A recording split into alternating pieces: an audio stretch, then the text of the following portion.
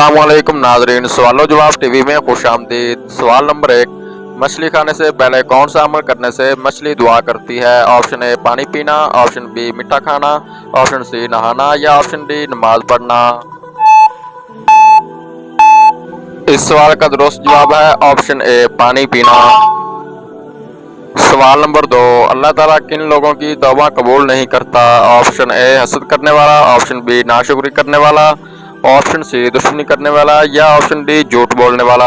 इस सवाल का जवाब जानने से पहले मेरे चैनल को सब्सक्राइब और बेल आइकन को जरूर प्रेस कर लें।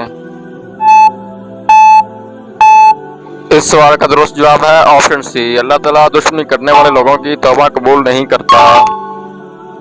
सवाल नंबर 3, घर का कौन सा काम करते वक्त मांगी जाने वाली दुआ लाजमी कबूल होती है? ऑप्शन ए झाड़ू देते वक्त, कपड़े धोते वक्त, खाना पकाते वक्त या ऑप्शन डी बर्तन धोते वक्त। जबकि इस सवाल का दुरुस्त जवाब है ऑप्शन सी, खाना पकाते वक्त मांगी जाने वाली दुआ लाजमी कबूल होती है।